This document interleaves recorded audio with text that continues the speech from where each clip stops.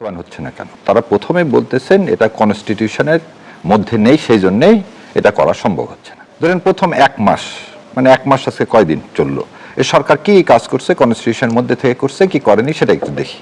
প্রথম হচ্ছে আপনার যত সিটি কর্পোরেশন, সব সিটি কর্পোরেশন তারা প্রশাসক নিয়োগ দিলেন। এই প্রশাসক নিয়োগের বিধান কনস্টিটিউশনের মধ্যে নাই, কারণ আগে যে প্রশাসক নিয়োগ দিয়েছিলেন ইউনূস সরকার সাহেব, সেটা আপনারা বলতেছেন কনস্টিটিউশনের মধ্যে নাই। তাহলে আপনারা এখন দিবেন কি ভোট, ভোটের মাধ্যমে লোকাল সেলফ গভর্নমেন্টের যারা প্রতিনিধি আছে তার নির্বাচিত করবেন, আপনি করলেন না। এক, তাহলে সিটি কর্পোরেশন সবাই চলে গেল। এবার আসেন বিশ্ববিদ্যালয় ভিসি। হ্যাঁ, বিশ্ববিদ্যালয় ভিসিতে আপনি নিয়োগ দিতেই পারেন, কিন্তু বিশ্ববিদ্যালয় ভিসিগুলোকে নিয়োগ দেওয়ার ক্ষেত্রে আপনি যে দিচ্ছেন, এই দেওয়ার টাকাটা আপনাকে দেওয়ার অনুমতিটা কে দিল? একই জিনিস আপনি বলতেছেন সামনে ফার্মার্স কাপ দেওয়া হবে, এ তো বাজেটে তো টাকা সংকুলান নাই। আপনি তো চাইলেই টাকাটা আপনি যেখানে ইচ্ছা সেখানে খরচ করতে পারছেন না। তার মানেটা কি?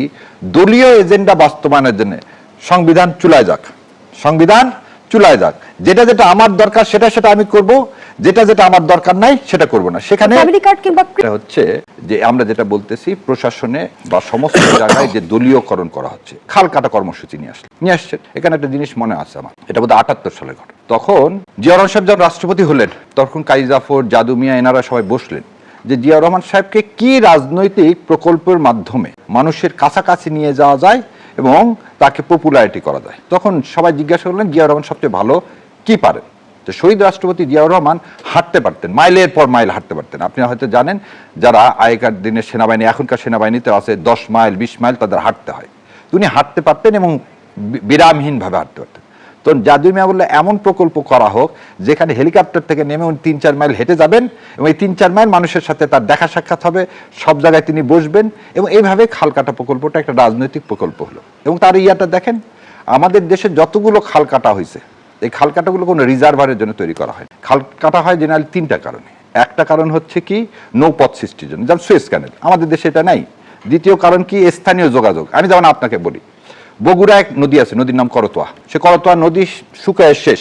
আমার বাড়ি নওগাঁ, আমার বাড়ির নওগাঁর পাশে আছে ছোট যমুনা নদী। সেই ছোট যমুনা নদীতে পানি বলে কিছু নেই। কার্ড ফার্মার্স কার্ডের কথা বললেন, দেন এই কাজটা আগেও করা হয়েছিল এবং বিএনপির আমলে কিন্তু বহু কৃষক মারা গেছিল এই সারের আন্দোলনের জন্য। সো একই জিনিস যদি ফ্যামিলি কার্ড করতেছেন, সেখান থেকে যদি রাষ্ট্র কোনো বেনিফিট না পায়, তাহলে আপনি সেই কাজ করবেন কেন? তাহলে কি বর্তমান সময়ে সরকার ডেট আমাদের ঘাড়ে। আর একটা জিনিস বলি, যা প্রকল্পই নেন এটা তো আমার আপনার টাকা। সরকার টাকা মানে কি? সেটা হচ্ছে ট্যাক্স পেয়ার মানি, তাই না? আমার আপনার ট্যাক্সের টাকা দিয়ে তো করা হবে, তাহলে সেই টাকাটা তো রিটার্ন আসতে হবে রাষ্ট্রের। এই রিটার্ন আসেনি বলে তো হাসিনাকে পালায় যেতে হয়েছে। আমরা জুলাই সনদে কি এমন একটা ব্যবস্থার কথা বলছি যে ব্যবস্থা টেকসই ব্যবস্থা হয়, যেখানে ইনস্টিটিউশন বিল্ড আপ করে, যেখানে রাজনৈতিকরণ হবে না, যেখানে মানে প্রথম থেকে স্বচ্ছতা থাকবে, ট্রান্সপারেন্সি থাকবে, অ্যাকাউন্টেবিলিটি থাকবে। আজকে আপনি দেখান তো গত এক মাসে বিএনপি একটা কাজ করছে, যে কাজটা এই ট্রান্সপারেন্সি বা অ্যাকাউন্টেবিলিটি বা রাষ্ট্রের জন্য যে ছেলেগুলো রক্ত দিল, সেই রক্তকে প্রথম কথাই শুরু করছিলাম কি, তারা সবসময় সংবিধানের দোহাই দিলেন। একটা কাজ সংবিধানের মধ্যে করলেন না। যখনই জুলাইয়ের কথা আসতেছে তখন সংবিধান, আর অন্যগুলোর ক্ষেত্রে কোনো সংবিধান নাই। এবং এই এক্সপ্লেনেশন কিন্তু সালাউদ্দিন সাহেব দিতে পারবেন না। ফ্যামিলি কার্ডের টাকা বাজেট অধিবেশনে পাশ না করে তিনি দিলেন কোত্থেকে, এটা দিতে পারবেন না, কারণ উনি তো দিচ্ছেন। এটা তো অর্থমন্ত্রীর দেওয়ার কথা, কিন্তু সব মন্ত্রণালয়ের বক্তব্য তো যেহেতু সালাউদ্দিন সাহেব দিচ্ছেন, সালাউদ্দিন সাহেব বলুক ফার্মার্স কার্ড করতে দিবে। এই খাল খননের টাকা তো বাজেটে নাই, এই বাজেটে অধিবেশন না আসা পর্যন্ত, টাকা না আসা পর্যন্ত এই প্রোগ্রামগুলো উনি নিচ্ছেন। আর উনি বলতেছেন আরো একটা খারাপ কথা কি, জুলাইকে হেয় করতেছেন আপনি কিভাবে? মানুষের রেফারেন্ডাম দিলেন, রেফারেন্ডাম মানে কি? পিপুলস উইল, সেটাকে বলে কনস্টিটিউয়েন্ট পাওয়ার, মানে জনগণের সকল ক্ষমতার উৎস যখন আমি মেনে নিব, সেই ক্ষমতাকে পার্লামেন্ট কেন, সেই ক্ষমতাকে কোর্টও চ্যালেঞ্জ করতে পারবে না। গণভোটে আরো প্রশ্ন আছে ব্যারিস্টার শাহরিয়ার কবির। দুই রকম হয়ে যাচ্ছে। একরকম বলতেছেন উনি প্রসিডিউরাল মিস্টেক এড়ানো যায়, প্রসিডিউরাল মিস্টেক এড়ানো যখন যাইতো, এই কথা যদি ঠিক আছে, রাষ্ট্রপতির কাছ থেকে ইউনূস সরকার শপথ নিছে, ইউনূস সরকার শপথ, তাহলে এবার রাষ্ট্রপতি, যে রাষ্ট্রপতি নিজেই বলতেছে ফ্যাসিবাদ, যে রাষ্ট্রপতি নিজে ইন্ডোর্স করতেছে আওয়ামী লীগের যে ফ্যাসিস্ট গভর্নমেন্ট, সেই রাষ্ট্রপতিকে আবার বলেছি রাষ্ট্রপতি শাহাবুদ্দিন চুপ্পু রাষ্ট্রপতি পদ দুটার মধ্যে আলাদা। আপনি তো সংসদ শুরু করলেন কাকে দিয়ে? স্পিকারকে দিয়ে শুরু করছেন না, ডেপুটি স্পিকার দিয়ে শুরু করছেন না। কোথায় স্পিকার আজ পর্যন্ত এই দেশের মানুষ জানে না। ডেপুটি স্পিকার জেলে ছিল, প্যারোলে মুক্তি দিয়ে নিয়ে আসছেন না। আপনি কি করছেন, একজন সভাপতি নির্বাচিত করছেন বিএনপির মধ্যে থেকে, তো তাকে তো সে হচ্ছে অ্যাক্টিং অ্যাজ এ স্পিকার। আর যখন স্পিকার এবং ডিপটি স্পিকারের জায়গায় রাষ্ট্রপতির বিরুদ্ধে সবাই সারা দেশ এবং বিএনপি, আজকে রাষ্ট্রপতি কি বলছে, বিএনপি তাকে রাখছে ক্ষমতায়, সে স্বৈরাচারের প্রেতাত্মা, তাকে দিয়ে আপনি বক্তব্য দাঁড়ালেন কেন? সেটা যদি ডক্টর মোশাররফ হোসেন দিতেন কি সমস্যা ছিল? সো এই যে বললেন উনি যে একদিকে মিস্টেক ছিল, মিস্টেক কারেকশন করার সুযোগ ছিল, কিন্তু বিএনপি সেটা করলেন না। কেন করলেন না? প্রথম কথা তিনি তো খত দিয়ে এসছেন, এরা এই সংবিধান চেঞ্জ করবেন না, মানে এই রাষ্ট্রপতিকে চেঞ্জ করবেন। আর ভাই যেটা বললো, কোন নির্বাচন হয়েছে সংবিধানের আন্ডারে? এই নির্বাচন সংবিধানের আন্ডারে হয়েছে। সংবিধানের কোথায় আছে? সংবিধান আছে 5 বছর পর পর হতে ইলেকশন হবে। সংবিধানে আছে কি যে প্রয়াত প্রধানমন্ত্রী যতক্ষণ পর্যন্ত পদত্যাগ না করবেন ততক্ষণ পর্যন্ত সে ইজ এ প্রাইম মিনিস্টার। যদি আপনি 5 আগস্টের গণঅভ্যুত্থানের পর রাষ্ট্রপতির বিরোধিতা না করে এখন কেন বিরোধিতা করা হচ্ছে? আমি সেই বিষয়টি বিস্তারিত শুনতে চাই আপনার কাছ থেকে। বিরতি নিয়ে ফিরছি। দর্শক, জনতন্ত্র গণতন্ত্রের এই পর্যায়ে একটা বিরতি নিচ্ছি, সাথেই থাকুন। আবার আমন্ত্রণ, দেখছেন নিউজ 24 নিয়মিত আয়োজন জনতন্ত্র গণতন্ত্র। নিবেদন করছে RICL স্টিল। আমরা আবারও ফিরছি আলোচনায়। ব্যারিস্টার শাহরিয়ার কবির, যে প্রশ্নটি রেখে বিরতিতে গিয়েছিলাম, গণঅভ্যুত্থানের পর কেন রাষ্ট্রপতির বিরোধিতা করা হলো না, এখন কেন করা হচ্ছে? বিরোধী দল কি এই ইস্যুকে কেন্দ্র করে সরকারের উপর চাপ তৈরি করতে চাইছে? দেখেন বোন, এই ভাইয়ের কথা আবার ফিরে যায়। যে মিস্টেকগুলো হয়েছে সেই মিস্টেকগুলো কারেক্ট করার সময়, সে কারেক্টটা কিসের মাধ্যমে হয়? জুলাই সনদের মাধ্যমে। তাহলে মিস্টেকটা কি? রাষ্ট্রপতিকে সরানোর কথা। দেখেন, রাষ্ট্রপতি নিজে কালের কণ্ঠতে, আপনাদের পত্রিকায় সেখানে যে সাক্ষাৎকার দিয়েছেন, সেখানে তিনি বলছিলেন আমাকে সবাই উপরে ফেলতে চেয়েছিল, বিএনপি সেদিন যদি সমর্থন না দিত তাহলে আমি থাকতে পারতাম না। তাহলে আপনার প্রশ্নের প্রথম উত্তর হচ্ছে সমস্ত দল রাষ্ট্রপতিকে সেদিন সরিয়ে দিতে চেয়েছিল, কেবলমাত্র বিএনপি দিতে চায়নি। কেন? দলের কথা বলেনি, অন্তর্বর্তী সরকারের কথা বলেছে। আমি বলে দিচ্ছি, অন্তর্বর্তী সরকার কথা না, দলের কথা বলছে, কারণ জামাতের কথা বলছে, এনসিপির কথা বলছে। এবং আপনি যদি দেখেন ওই পেপারটা আজকে আমি আনতে ভুলে গেছি, কারণ বলা ছিল। দ্বিতীয় একটা জিনিস হচ্ছে যে আপনি রাষ্ট্রপতিকে তখন পরিবর্তন করা সম্ভব হয়নি, কনস্টিটিউশন ভ্যাকিউম হবে, কে রাষ্ট্রপতি হবে এই কথা ছিল। আজকে আপনি হয়তো জানেন, আমি নিজেও একটা চিঠি লিখছি মাননীয় প্রধানমন্ত্রীকে, যে এই রাষ্ট্রপতিকে সরিয়ে আপনি রাষ্ট্রপতি এখন নিয়োগ দিতে পারেন। তো বিএনপিকে কি এমন লোক নাই যাকে রাষ্ট্রপতি নির্বাচন করা যাবে? সো এই যে মিস্টেক গুলো বলতেছেন, সংবিধানের কথা বলতেছেন, এই সংবিধানের মধ্যে ভাই যে কথা বলছে, এই সংবিধানের স্পিরিট, এই সংবিধানের স্পিরিটকে, এই সংবিধানের স্পিরিট হচ্ছে ফ্যাসিজম তৈরি করে। এই সংবিধানে যে ভাই যেটা বলেন মেহনতি মানুষের কণ্ঠস্বর, মেহনতি মানুষের অধিকার বাস্তবায়ন, এগুলো এই সংবিধানের মধ্যে না। এই সংবিধান হচ্ছে পুরাপুরি মানুষের সাথে সেই 72 সালে বিশ্বাসঘাতকতার একটা সংবিধান। সেই জন্য এই সংবিধান আমরা ছুঁড়ে ফেলতে চাই। এবং এই সংবিধান রেখে আপনি এই জুলাই যে আমাদের সনদ, একে বাস্তবায়নের কোনো পথ নেই, দুইটা কারণে। এক নম্বর, 142 দিয়ে বেসিক স্ট্রাকচার চেঞ্জ করা যায় না। 140, এটা ভাই সম্মানিত লয়ার, উনি জানেন, 142 দিয়ে বেসিক স্ট্রাকচার চেঞ্জ করা যাবে না। দুইটা হাউস করতে চান, এটা বেসিক স্ট্রাকচার। আপনি হাইকোর্টগুলোকে বিভিন্ন বিভাগে নিয়ে যেতে চান, এটা 8ম সংশোধনী মামলায়, এটা অলরেডি আমাদের দেশে সেটেল। এটা কেশবচন্দ্র ভারতী মামলায় ইন্ডিয়াতে সেটেল হয়েছিল, আমাদের এখানে তাই। সো বেসিক স্ট্রাকচার আপনি 142 দিয়ে চেঞ্জ করতে পারবেন না। তাহলে সালাউদ্দিন সাহেব যে বলতেছেন সংবিধানের মধ্যে থেকে চেঞ্জ করবেন, উনি সংবিধানের মধ্যে থেকে তো জুলাই সনদে কিছুই নিতে পারবেন না। সেই কারণে আমরা রেফারেন্ডামটা করা হয়েছে। ভাই আর একটা কথা বলছে, দরকার হলে আবার রেফারেন্ডামের এগেইনস্টে আবার রাটিফাই করার জন্য রেফারেন্ডামের কোনো সুযোগ নাই, পৃথিবীর কোথাও তা হয় না। এবং আরেকটা জিনিস দেখেন, সালাউদ্দিন সাহেব কি বলছেন, যে রেফারেন্ডামে যেটা হবে সেটাই মেনে নেওয়া হবে। আজকে সুরন্য, এই জন্য আমি একটা জিনিস সবসময় বলতে চাই, শোনেন, ডেমোক্রেসি ডাইজ ইন ডার্কনেস। আপনি যতক্ষণ নিজের স্বার্থে, এই যে নিয়োগগুলো যেমন দিচ্ছে নিজের স্বার্থে, ঠিক সেরকম গণতন্ত্রকে হত্যা করতেছেন অন্ধকারে রেখে। সেই জন্যেই আমার কাছে মনে হয় বিএনপির সবার এই শতদ্রী একটি নদী, এই বইটা পড়া উচিত। কিভাবে পাকিস্তানের সৃষ্টি এবং কিভাবে ইতিহাসে মীর জাফররা নিজেদের মধ্যে থেকে সৃষ্টি হয়। এবং আজকে যদি জুলাই সনদকে বাস্তবায়ন করতে না দেওয়া হয়, এই রাষ্ট্রপতিকে চেঞ্জ করা না হয়, তাহলে বিএনপিরও জায়গা ঠিক ওই মীর জাফরদের জায়গাতেই। তো রাষ্ট্রপতিকে বহাল রাখার মধ্য দিয়ে বিএনপির রাষ্ট্রপতিকে ঘিরে কোনো সুদূর প্রসারী রাজনৈতিক পরিকল্পনা রয়েছে কিনা? দুইটা জিনিস আমি আপনাকে আগে বলছি। রাষ্ট্রপতিকে কেন আমরা আগেই বলছি ইলেকশনের আগে, যে কেউ না কেউ কোনো খত দিয়ে এসছেন, কারোর সাথে কোনো আন্ডারস্ট্যান্ডিং করে আসছে। কি আন্ডারস্ট্যান্ডিং? 4টা আন্ডারস্ট্যান্ডিং। 1 নম্বর আন্ডারস্ট্যান্ডিং, রাষ্ট্রপতিকে সরাবেন না, কনস্টিটিউশন পরিবর্তন করবেন না, জুলাই সনদকে বাস্তবায়ন করবেন না, ওই আমার তিস্তা ব্যারেজ বাস্তবায়ন করবেন না, লালমনিরহাটে আমার যে এভিয়েশন ইন্ডাস্ট্রি সেটা করতে পারবেন না, এবং ফেনীতে কি আর্মি ডিফেন্স ইপিজেড করতে পারবেন না। আপনি তো এই খত দিয়ে আসছেন বলে, এই খত কাকে দেওয়া হলো? এই খত যে বললো, যে যার ইশারায় আপনি বলছেন যে আমার হাতে ফেরা না, তার হাতে তো খত দেওয়ার পরে আসছেন। তাকে দুইটা জিনিস খেয়াল করে দেখবেন। একটা হচ্ছে যে আমাদের পররাষ্ট্রমন্ত্রী কাকে করা হলো, যে শপথ নিয়ে বললেন যে এই উপদেষ্টারা কেউ, পরবর্তী গভর্নমেন্টের কেউ কোনো পদে যেতে পারবেন না। তাহলে অজিত দোভালের বন্ধুকে কেন আপনি পররাষ্ট্রমন্ত্রী করলেন? তাহলে এটা খত্তা ইন্ডিয়াকে দিয়ে আসা হয়েছে। দ্বিতীয় কথা, সালাউদ্দিন সাহেবের কথা বলা হয়, তাকে স্বরাষ্ট্রমন্ত্রী কেন করলেন? যাতে আন্দোলন নৃশংসভাবে দমন করা যায়। তো উনি তো স্বরাষ্ট্রমন্ত্রী না, উনি তো সব কথা বলছেন, উনি ডেপুটি প্রাইম মিনিস্টার হলে কথা ভালো হতো। তো এখানে এই পরিকল্পনা অনুযায়ী এই বিনি সুতার মালায় আপনি তো রাষ্ট্রপতিকে রাখবেন, না হলে তো এই স্বৈরতন্ত্র আবার কায়েম করা যাবে না।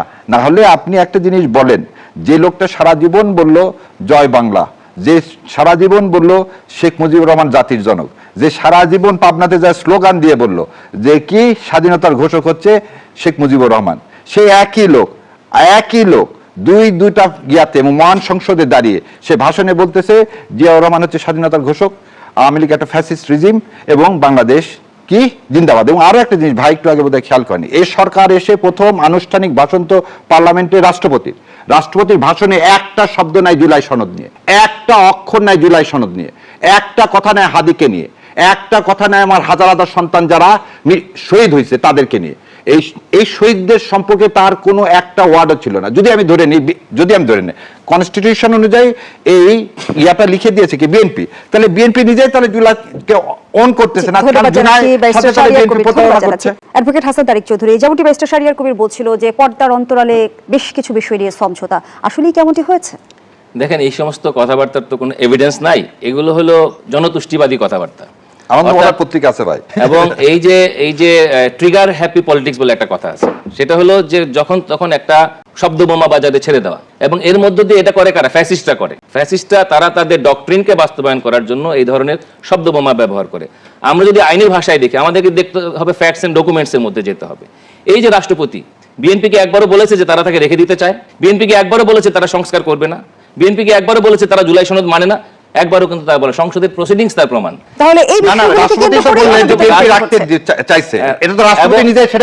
এবং এই যে রাষ্ট্রপতি যখন তার প্রিভিয়াস গভর্নমেন্টকে যখন ফ্যাসিস্ট বলে, ফ্যাসিস্টের ডেফিনেশন কি?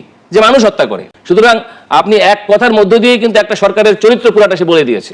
আজকে আমাদের দেশে যেটি হচ্ছে, একটা নিয়মতান্ত্রিক পলিটিক্সের জায়গায় যে গঠনমূলক রাজনীতি হওয়া দরকার ছিল, আমরা দেখতে পাচ্ছি জামায়াত এবং এনসিপি তারা এখনো পর্যন্ত ওই রেটোরিক্সের মধ্যেই চলে গেছে, দায়িত্বশীল জায়গায় তারা থাকছে না। যে কারণে তারা আজকে বলছে সংবিধান ছুঁড়ে ফেলে দিতে হবে। সংবিধানের আপনি 9 থেকে 25 ধারা পর্যন্ত পড়ে লাইন টু লাইন আমাকে দেখান কোন লাইনটা আপনি ছুঁড়ে ফেলে দিবেন, যেখানে মানুষের অধিকারের কথা বলা হয়েছে, যেখানে গণতন্ত্রের কথা বলা হয়েছে, নারী পুরুষের সমতার কথা বলা হয়েছে।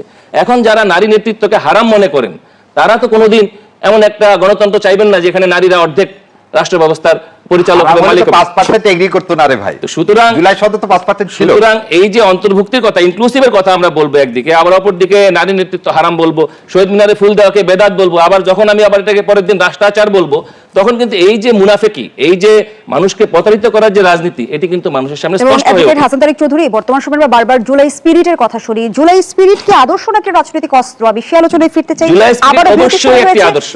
জুলাই স্পিরিট অবশ্যই আদর্শ, এবং সেখানে ন্যায় বিচারের কথা বলা হচ্ছে। আবারও বিরতি দিচ্ছি। আবার আমন্ত্রণ, দেখছেন জনতন্ত্র গণতন্ত্র। অ্যাডভোকেট হাসান তারিক চৌধুরী, বারবার জুলাই স্পিরিটের কথা বলা হচ্ছে, এটি সংজ্ঞাকে নির্ধারণ করবে। আর জুলাই স্পিরিট কি আদর্শ নাকি বর্তমান সময়ের রাজনৈতিক অস্ত্র? দেখেন, জুলাই স্পিরিট বলে যেটা বলা হয় বা জুলাই সনদ যাই আপনি বলেন না কেন, গোটা ব্যাপারটা কিন্তু লিখিত, এটা কিন্তু বায়বীয় কোনো ব্যাপার না। সেখানে কি আছে? সেখানে আছে একটা নিরপেক্ষ নির্বাচনের প্রসঙ্গ, সেখানে আছে সাংবিধানিক যে রাজনীতি তার প্রসঙ্গ, সেখানে আছে বিচার বিভাগের স্বাধীনতা, সেখানে আছে দমনমূলক আইনগুলোকে আস্তে আস্তে এগুলোকে সংশোধন করা হবে, বদলানো হবে, এবং দুর্নীতিকে আপনার কঠোরভাবে শায়েস্তা করা হবে, এবং একই সঙ্গে আমাদের একটা শক্তিশালী স্থানীয় সরকার, অর্থাৎ গোটা রাষ্ট্র ব্যবস্থার একটা সংস্কারের প্রশ্ন। তো এইটা তো কোনো বাইসাইকেলকে তো বারবার আবিষ্কার করা দরকার নেই, এটা নতুন ভাবে উপস্থাপিত হয়েছে জুলাই সনদের মধ্য দিয়ে। এবং এইটা যারা নির্বাচনে জিতেছে বা যারা সরকার গঠন করেছে বা যারা সরকার যেতে পারেনি, সবাই কিন্তু, এমনকি যারা পার্লামেন্টেও যেতে পারেনি, তারাও কিন্তু বলেছে যে এই বিষয়গুলো মৌলিক বিষয়, এবং এটা কে করবে? এটা পার্লামেন্ট করবে। কারণ এই ধরনের রিফর্মগুলো করার জন্য একটা নিয়মতান্ত্রিক রাজনীতি প্রয়োজন হয়। যখন আপনার এই সংস্কারটা করা প্রয়োজন, তখন আপনি সংস্কারের মূল আলোচনার মধ্যে না ঢুকে আপনি দেশটাকে নিয়ে গেছেন একটা অস্থিরতার দিকে, দেশটাকে নিয়ে যাচ্ছেন একটা কথামালার রাজনীতির ভিতরে, যেটা চেহারা আমরা পার্লামেন্টে দেখতে পেলাম। আজকে আমরা খুশি হতাম যদি দেখতাম এই পার্লামেন্ট একদম পৃষ্ঠা ধরে ধরে জুলাই স্পিরিট যে আমি পয়েন্টগুলো বললাম, যে আমরা ইলেকশন টাইম গভর্নমেন্ট কি হবে, আমাদের দেশের বৈষম্য বিলোপের জন্য অর্থনৈতিক সংস্কার কি হবে, আপনি ব্যাংকগুলোকে কিভাবে কন্ট্রোল করবেন, মানুষের ন্যূনতম মজুরি কি হবে, সেই জায়গায় না গিয়ে আপনি জাতীয় পতাকাকে কার্যত লাল কার্ড দেখাচ্ছেন। ব্যারিস্টার শাহরিয়ার কবির, যুদ্ধাপরাধীদের নাম জাতীয় সংসদের শোক প্রস্তাব গ্রহণ করার ঘটনায় বিভিন্ন রাজনৈতিক দল ও সংগঠনের তীব্র নিন্দা আমরা দেখেছি। যদি একটু জানতে চাই, আদালতের রায়ে যাদের অপরাধ প্রমাণিত তাদের বিষয়ে রাজনৈতিক সহানুভূতি এটি কি বিচার ব্যবস্থাকে দুর্বল করে কিনা? আচ্ছা, আপনার প্রথমে দিই যে আপনার প্রথম কথাতে যে ভাই যেটা বললেন জাতীয় পতাকা এটা দুর্ভেদ্য অসত্য। এই অসত্যকে কোনোভাবেই আমি সমর্থন করি না ব্যক্তিগত, কারণ ওই দিনে বোধহয় ভাই ছিলেন কিনা জানি না, সংসদে আল্লাহ যাওয়ার আমার তৌফিক দিয়েছিলেন। আচ্ছা, এবার দ্বিতীয় কথাটা আপনাকে বলি, তাহলে শাহিজুর রহমান সাহেবের নামটা আগে বাদ দিতে হবে, আব্দুর রহমান বিশ্বাসের নামটা বাদ দিতে হবে। আর আপনি বললেন আদালতে জুলাই অভ্যুত্থানের পরে দেখা নাই হয়েছে কিভাবে নগ্নভাবে শেখ হাসিনা ওয়াজেদ কি করছেন, জুডিশিয়াল কিলিং করছেন। আমি আপনাকে একদম শেষ কথা বলে দিই, শোনেন। সবার আগে বাংলাদেশ বলে আওয়ামী লীগের পুনর্বাসন বা জাতিকে মানে বিভেদ করার এই রাজনীতি অবসান করতে হবে। আপনি অভুক্ত নেতাকর্মীকে দলীয় পুনর্বাসন করার থেকে সরে আসতে হবে। আপনি প্রাতিষ্ঠানিক সরকারের বদলে নগ্ন দলীয়করণ করে আপনার পছন্দসই লোকগুলোকে বসাবেন, এটা জুলাই সনদের সাথে একদম প্রতারণা। আপনি 2/3 মেজরিটির বলে রেফারেন্ডাম মানবেন না এবং সংবিধান এই তাবিজ গলায় ঝুলিয়ে রেখে আপনি তাহলে সেদিন জুলাই সনদকে সাইন করলেন কেন? আপনি জুলাই অধ্যাদেশকে সমর্থন করলেন কেন? আজকে আপনি কেন পিছন দরজা দিয়ে যে ওই কোর্টকে আবার এটা খুবই কমপ্লিকেটেড একটা ব্যাপার, কিন্তু কিছু কিছু বিষয় আছে যেগুলো খুব স্পষ্ট।